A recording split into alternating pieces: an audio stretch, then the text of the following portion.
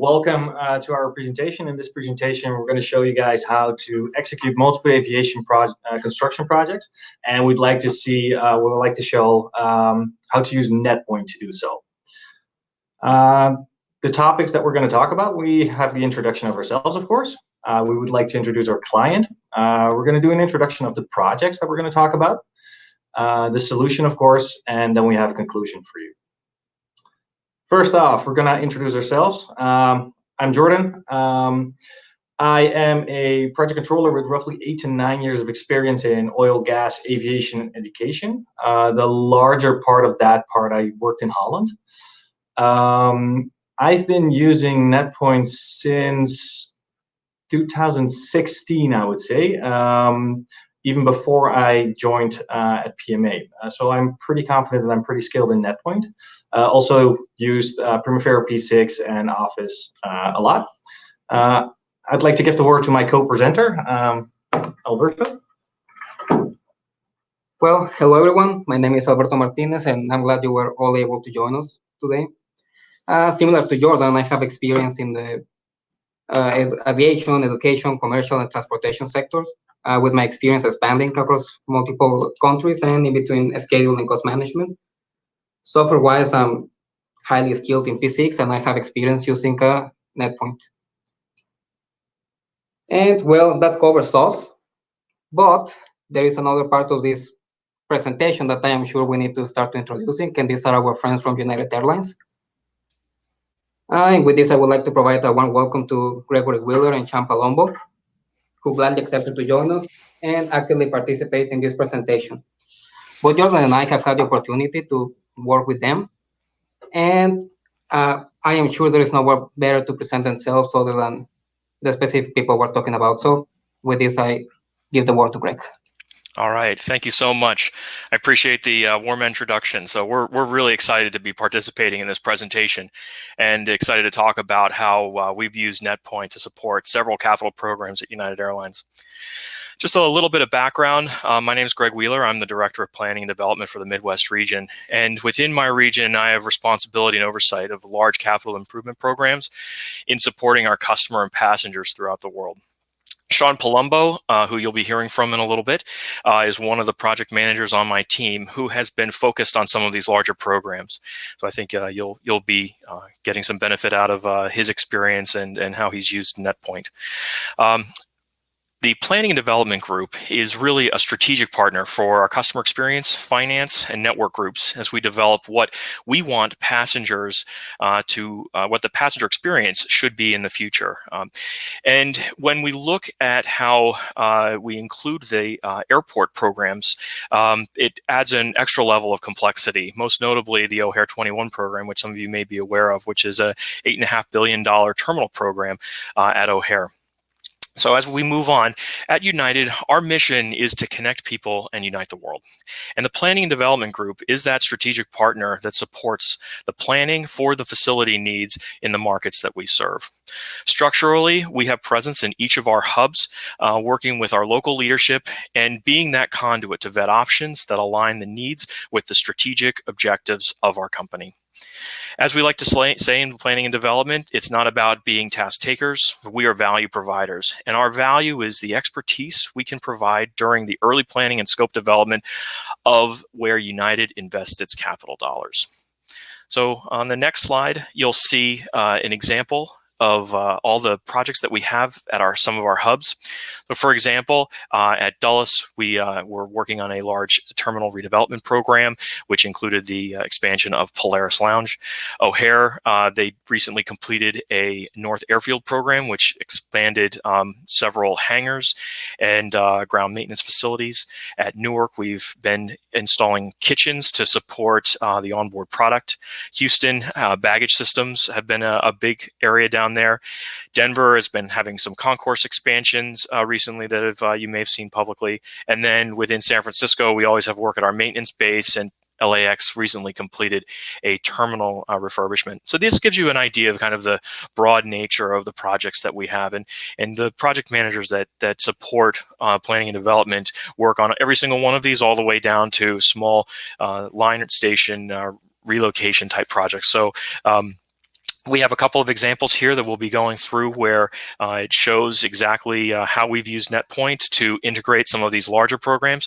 And but I think that the application certainly can be, the value of it can be seen across all of these types of projects. So Jorden, back to you. All right, thanks. Feels like we're in a sort of a news show right now. Right. So let me talk a little bit about the projects that we use NetPoint for. The projects that we're going to talk about during this presentation is the customer experience upgrade project, and we're going to talk a little bit the work that we performed for the terminal redevelopment program. First, I'd like to tell you guys what the role was that me and Alberto were in. So I worked for the customer experience upgrade. I was involved in that. Originally, I was hired as a staff augmentation for the project management team in the role of a project controls manager. And part of my day-to-day work was to review and check pay applications. I was involved in contract management, reviewing of the schedules for multiple regions. Alberto? On my case, where my role was aiding the program manager with maintaining and developing the different schedule, forecasting operational and capital expenditures, some type of document controls, and finally inputting all of these different things into the United PMA system. All in all, my role was as a project controls manager, assisting the program manager as needed. But I believe up to this point is enough self-padding, and let's go into the main body of this presentation, which are the projects. So let's start with the TRP. What is the TRP? The TRP, Terminal Program, was meant to redesign and modernize the airline concourses to United's newest standards and bringing a more valuable experience to all of the passengers, right? It was composed of more than 10 projects. And we had a lot of different issues over here, one of them being the stakeholder management, as these were not only United's directives, but also were part of the airport authorities. Sorry, guys. Since this was not only happening at the same, all of these projects were all different complexities, were being executed at different stages, and they were being constructed in a non-typical contractual method and spanning across multiple Gs. One of the main issues we were having on this project was the schedule management, as we were having projects happening all around the area, being executed by the airport authority, and we also had some interdependency between all of the different projects that were part of the program. So again, the schedule management was a whole issue. Now, why was this an issue? Well, we had multiple sources for the schedules. They were being read in Microsoft project files, PDF files. They were being read in United's PMI system. And well, this was only leading to misunderstandings and misconceptions about what the actual program was. So our first step to solve this was we gathered all of the schedules, we put them into P6. And now, okay, everyone was reading at a project level the same schedule.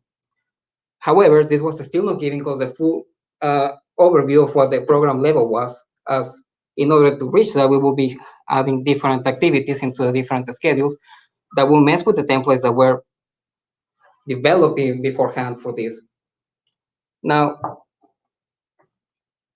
you might be thinking right now, okay, well, you still have them on P6, you can do that. Yeah, but then we still come to this, reviewing multiple files is too time consuming. We have one platform, we have multiple files. However, each project is consisting of 100 to 400 activities.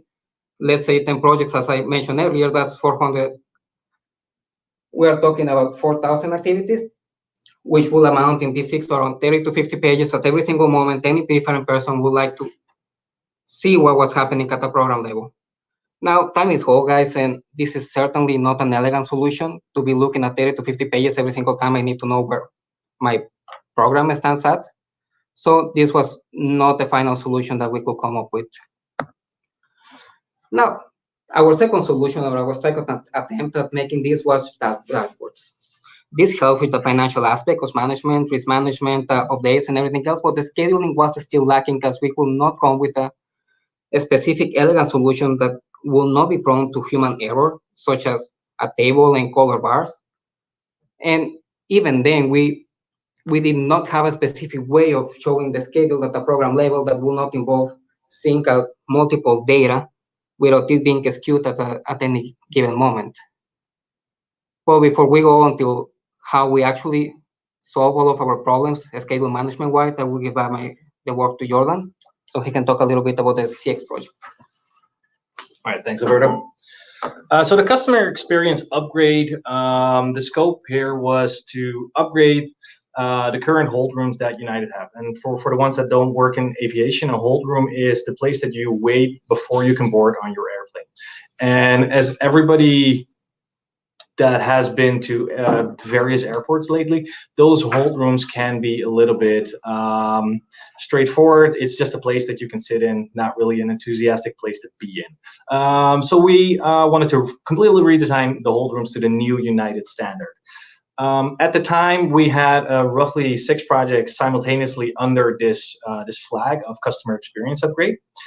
And part of the challenges here was that we had multiple stakeholders as well. We had design teams, we had architects, we had various construction companies going on, various airports, then we had even internal and external stakeholders alike. One of the key things about this project was that projects will be added on the go. So new hold rooms were to be upgraded to the new standard at certain moments in time. However, every project needed to go to through a gate review, and that required a schedule as well. There was a speed to market. Normally the time, and Sean, correct me if I'm wrong, but normally these type of projects took around 6 months to from start to finish to be executed, and we wanted to do that, and we needed to do that in 3 months. This presented with an atypical approach. United has very good standards when it comes to various stages of the projects and actually gates that you need to go through. Since the speed of market was there, we could not do those all those stages at the same time. Yep, no, and I think the biggest piece that we had here was that we had all eyes of the company on us, right? That was the largest challenge. This was the biggest ongoing program we had at United at the time, and was being broadcast in newspapers and all over that we were making this large investment into customer experience. So we had to come up with something that would allow executives to understand what we were doing, the process we had to go through so that we could get from start to finish, and when things needed to be done and when we needed decisions made in order to hit the dates that they were expecting us to hit.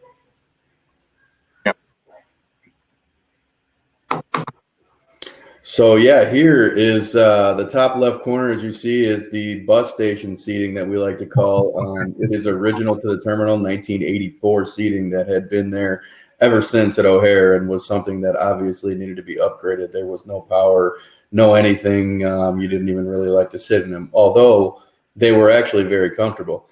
But if you look, what we've done now is obviously we've put up a lot more dynamic signage. If you look at the picture on the top right there, we used to have a blue static sign there. Now we have 3 dynamic signs that are going to provide different direction to the added gates. There's 6 gates down in this little area that we affectionately call the banana. The lower left-hand corner, you can see some of the new seating that we've swapped out here. It is 80% powered now from 0%, so a large improvement there. And then in the bottom right-hand corner, we took away what used to be really large and sort of dividing podiums that the customer agents used to be behind and the customers used to walk up to.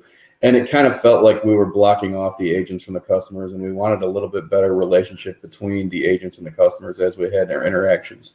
So we added some smaller slimline podiums and went from there. So how we, PMA, got involved into this project is the project was already started before I came to work with it. And it was in a stage that all schedules needed to be prepared for the gate reviews. There was a really big one coming up.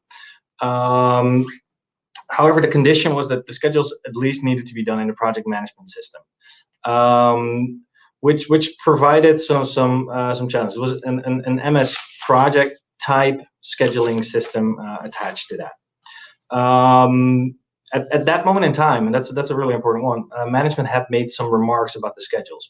They were not as easy readable as they would have wanted them to be.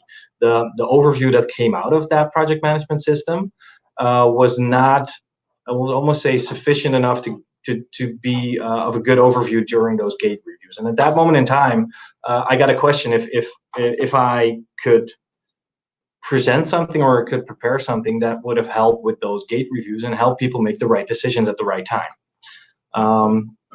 So that's sort of when I got involved into the customer experience project.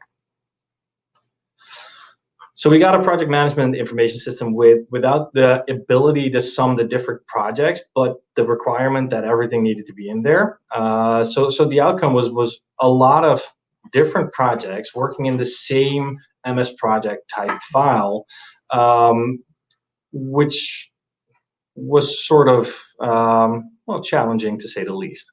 So the equation for that was actually a multidisciplinary construction project, which continuously growing, that was a hard word for me to pronounce, and thus needed the need for separate schedules for every gate. The recipe here was just total confusion throughout. So the solution, and for the solution, for the introduction to the solution, I would like to hand over the presentation back to Alberto. Awesome. So what did we do to bring back some order into the room? We used NetPoint. Why NetPoint and not other software? Well, there were a couple of reasons for this. It was a tool ready available. It was a tool ready available to us and to everyone within PMA. We had previous experience in using this for similar situations. Also, and this might be a personal preference of mine, it provides a very elegant solution as I am able to overlook every single project as is being done in a single line rather than on a waterfall project. If we're doing an interactive planning session, NetPoint works on real-time modifications, so we can see how everything is affected and how everything is going on. And again, it's a very easy and elegant solution to do.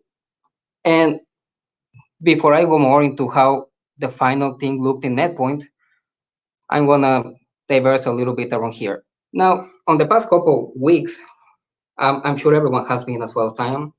I'm going crazy being quarantined. And the main issue with this is that it's not so much isolation, but my kitchen appliances are talking to me.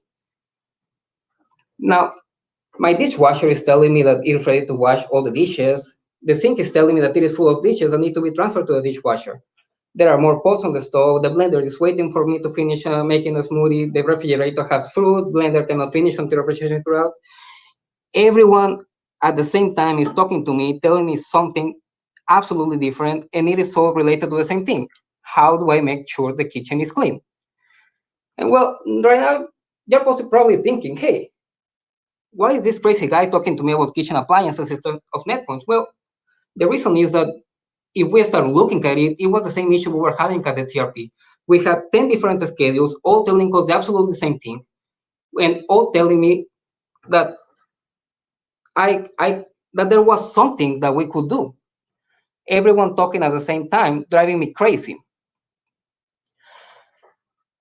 Look at it. We have 3 different schedules over here instead of 10, but you can see that there are connections between all of them. We always have design, we always have construction, we always have some kind of gate funding, general milestones. And this is everything talking at the same time. I was not able to oversee if this was happening at Polaris, Polaris, like Greg mentioned earlier. I couldn't understand how this was affecting other similar projects, as we were not able to communicate everything at the same time on the same way.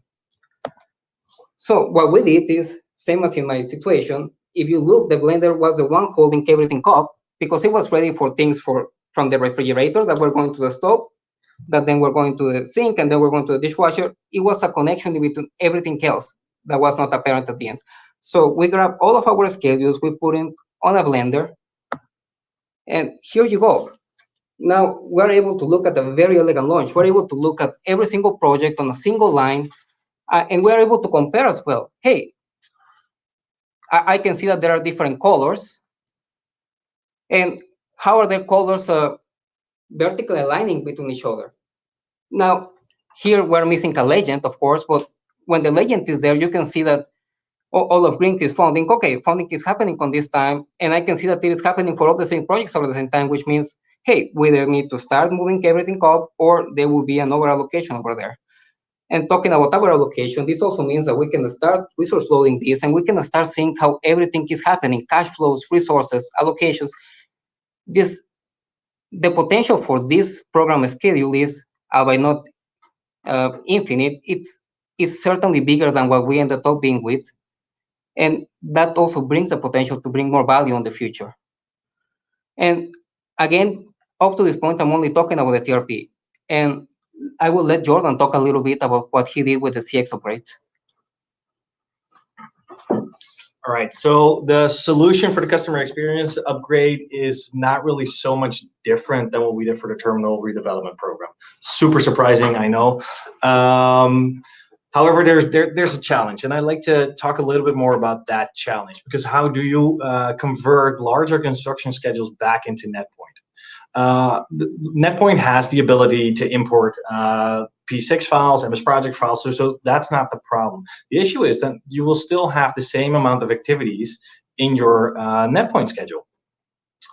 So the answer to it is, and I remember that actually in my first week here at PMA, I was talking to one of my colleagues, and I asked him the same question: how can we convert those schedules? How can you make it look good?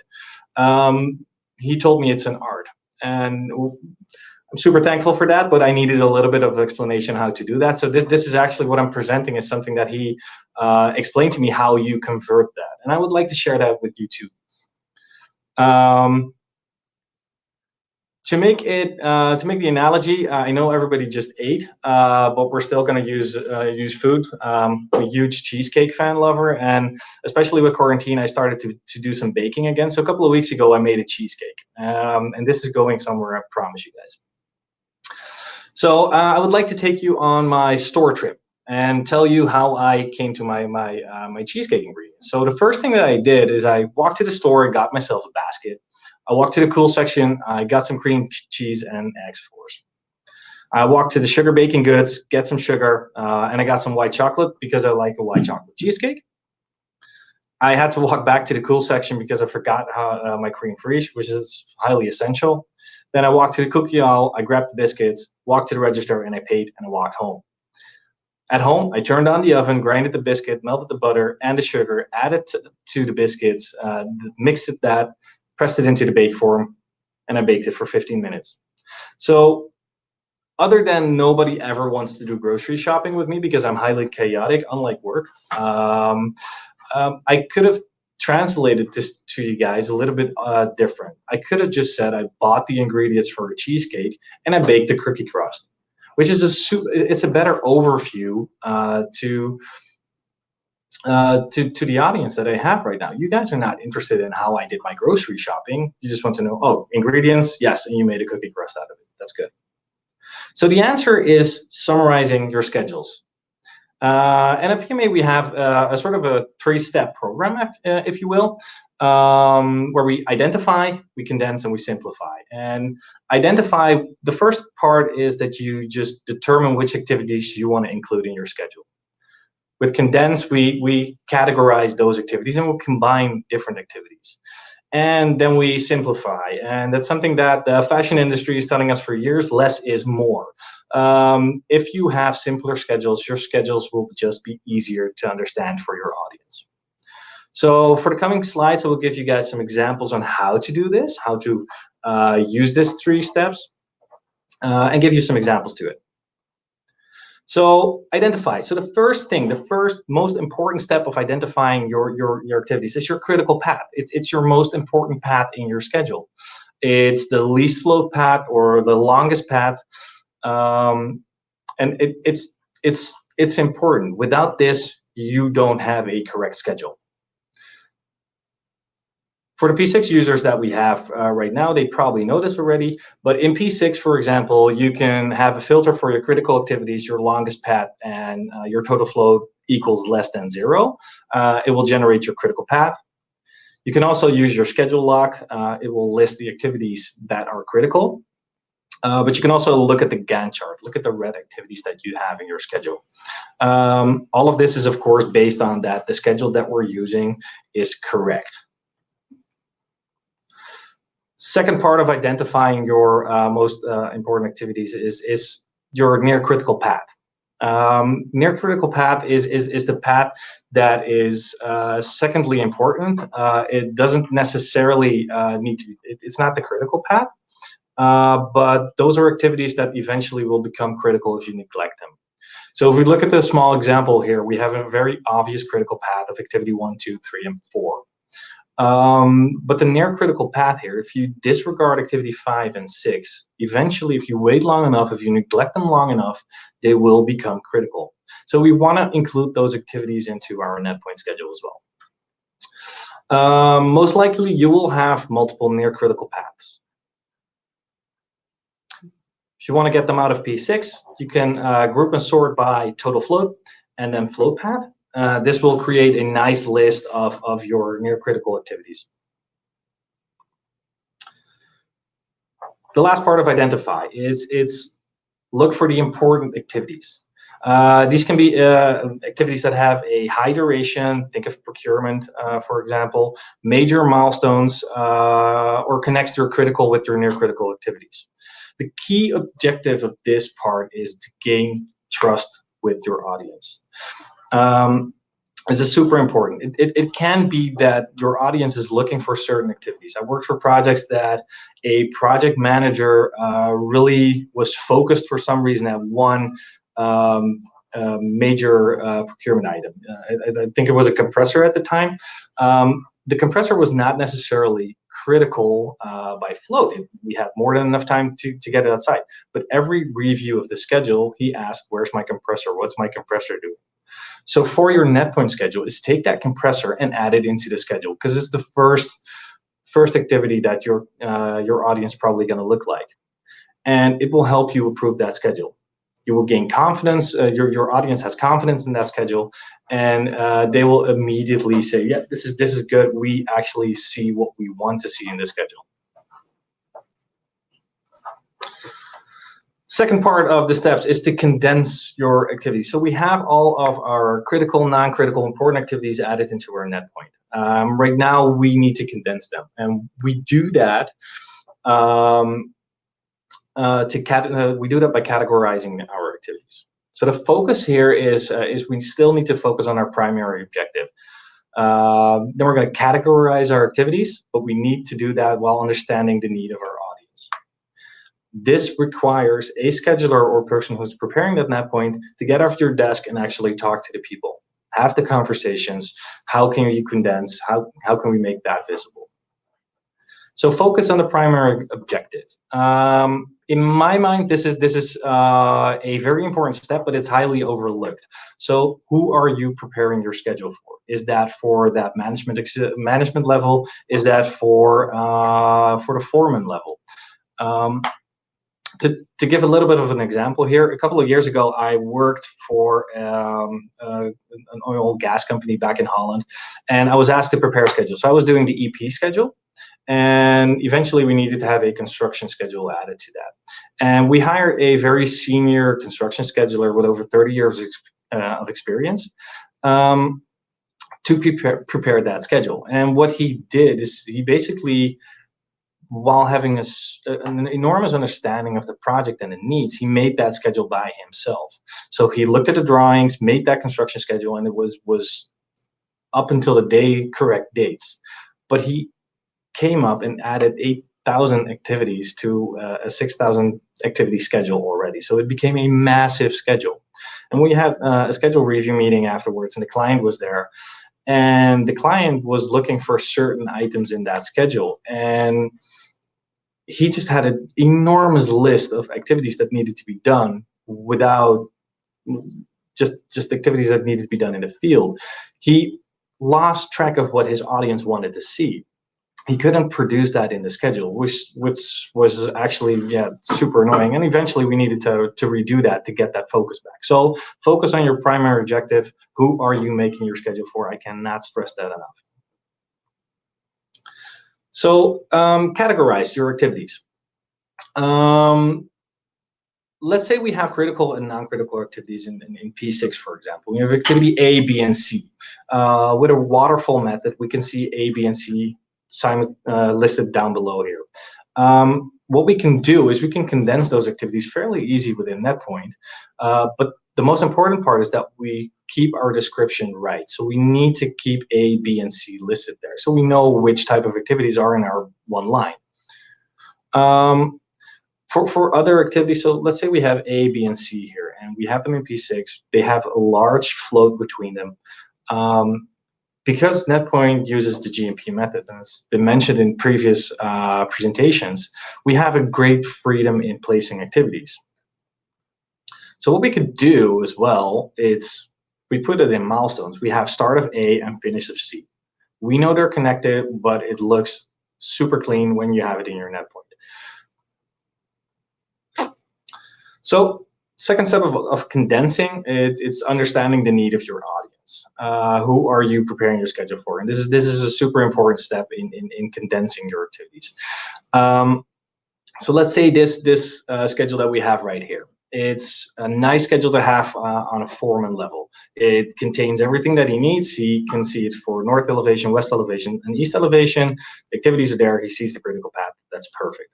But let's say we take that one step further and we're going for a project management level or superintendent level that need to know a little bit different. We can put the activities on a different level as well. So we have the project management superintendent level, and they can still see the critical path, and they see that the west elevation and east elevation is non-critical. Makes it easier to read that schedule. Even if we take it one step further and we go to executive management level, what's important for an executive management level is they want to see how critical is the work. So the exterior envelope construction work is critical. That there are non-critical activities in there, that's okay, but that's not of major importance for the executive management level. So the third step, and in my mind, this is where the art comes into play. We're going to simplify the schedule. So we have identified our schedule, our activities. Those are in. We condense those activities, and now we're going to present those activities by simplifying. It becomes quicker to communicate your schedule. The ability to follow the logic will be easier. For this, it's vital to organize your data. That's absolutely one of the most important steps. And it's going to require trial and error. You are going to try different variations of your schedule until you have it just right. So I'd like to give you some examples on how to do that. So we can try, for example, we have the same form and schedule that we had in our previous example, but we're going to try a different grouping approach. Right now it's grouped by north elevation, west elevation, and east elevation. You could also group it by panel, framing and sheeting, and curtain wall, for example. It will generate a different look and feel of your schedule. Other stuff you can do with it is color coded. Right now we have the red for the critical path and the rest of the activities are green. We can also choose to have each elevation a different color. So black for the north, purple for the west, and then gray for the east elevation. The critical path is still noticeable by the notes. Those are the little balls. Those are colored red right now, and that indicates the critical path. So we're not losing information, we're just adding an additional visual. Another example I'd like to give you is to fade the non-critical activities, which highlights the critical path. The critical path pops up right now. So you immediately during a meeting, when you have this schedule, you know what's the important part that you need to look for. So keeping this all in mind, this is the old schedule that we had for the customer experience upgrade. And this is just a part of it. And taking all the steps that we had in mind, this is what we made of that. A nice one-pager, color-coded, grouped by what we thought was important at the time. Sean, any comments from you about this schedule? Yeah, so if you've all ever been in a meeting with executive management and you put the large schedule of a program like Jorden just showed you on the old version, they're looking at it, they see lines, they see descriptions, they have no idea what you're talking about. They have specific things in mind that they're looking for. They can't find them. All of a sudden the meeting's ruined, right?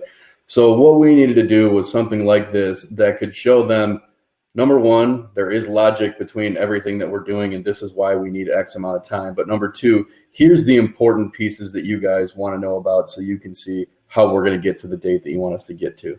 So procurement was a large one for us because, number one, we had multiple vendors from all over the world that were shipping us things. So we had to know, okay, this seating is coming from Germany. We have to order that right away because it's going to take 25 weeks to get here, right?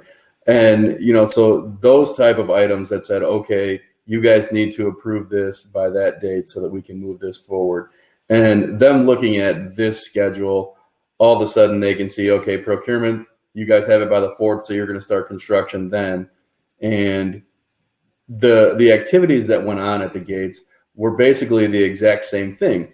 So instead of laying out 6 different gates of, demo furniture, install furniture, do the electrical, blah, blah, blah, we were able to say, okay, gate B19 is 5 days, B20 is 5 days. That way, they don't care what activities it is. They understand when you're starting and when you're completing and when they can expect to see the new stuff in there. And this really drew rave reviews from our executive team for how they could understand the work that we were trying to complete.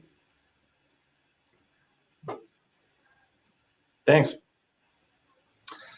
So conclusion. So it's really easy for me and Alberto to say NetPoint is basically awesome. It's our toolkit. I mean, we at PMA have the full use of NetPoint. We'd like to use NetPoint as well. I mean, it's a super easy program for me to use. But since we have our client here on the presentation as well, I think it might be helpful for Greg to provide us with the conclusion of what did NetPoint provide for the projects that we actually did the work for. Greg? Absolutely. Thanks, Jorden. So as Sean just mentioned, NetPoint has really been very valuable for us on multiple levels. As an owner's rep, it's been a great solution that's allowed us to achieve several key objectives. One is to tie all the schedules together. In many of our projects and most, if not all of our large program level projects, you have United projects, operational constraints, IT freeze dates, things like that we need to account for and highlight. And then often we have large number of airport projects that are focused on infrastructure items, but create a huge amount of interdependency with these projects that just add to the level of complexity of an already very challenging and dynamic working environment. And then we also use it. Several years ago, United went through a very rigorous reevaluation of how it managed governance. And we needed to overlay this capability. And NetPoint was really quite valuable in being able to help us not only address the need for the project schedule components of it, but then how do we manage the cadence of what our governance structure looks like on top of that. And so to really summarize all of this up, simply the real value has been how it can create a simple, effective, very visually appealing and straightforward way to show multiple complex interdependent projects to an executive level grouping all the way through regular team meetings. In some of the schedules that you've seen in this presentation, they not only were in our PMO workshops, but they were hanging on the GM office walls of the stations so that they could see exactly where we were and how it would be impacting their operations. So lots of really great and valuable things that we've been able to gain from NetPoint. So we're very pleased to have been a part of this and realize the value of this important tool. Thanks, Jorden. Thanks, Rick. I guess the only thing that leaves for us is we'd like to open it up for questions right now. Thanks, everybody, for listening so far. Hey, thanks, Jorden, Alberto, Greg, and Sean. That was a great presentation. I'm going to change screens and pull up the questions for you guys. Okay.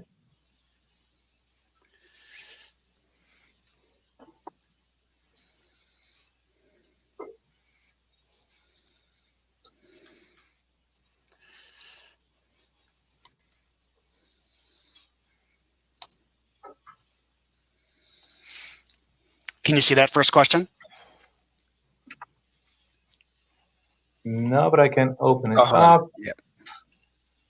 You note that you can get better executive buy-in when using a NetPoint schedule. Does this save time in getting approvals and overall project execution? Yeah, that's a fair question, Jordan. Maybe I'll take a first stab at it, and then you can kind of weigh in afterwards. It absolutely does. Part of our biggest challenge internally has always been to get alignment between what our executive stakeholders expect to see, what finance is willing to support, and then ultimately what we're able to deliver. And what NetPoint allows us to do is show that very clearly, visually, on this is when key decisions are needed. And that's ultimately what the critical path becomes on many of these projects, is decisions internally that need to be made and ultimately get us to the outcomes that the executive stakeholders are looking for. So it has absolutely been a key tool, especially in the projects where we've used it that we demonstrated today. Yeah, I fully agree. The opportunity to just simplify your schedule, it really gives a sort of an extra focus on where you need to be and what your critical path is. So yes, it's a time saver.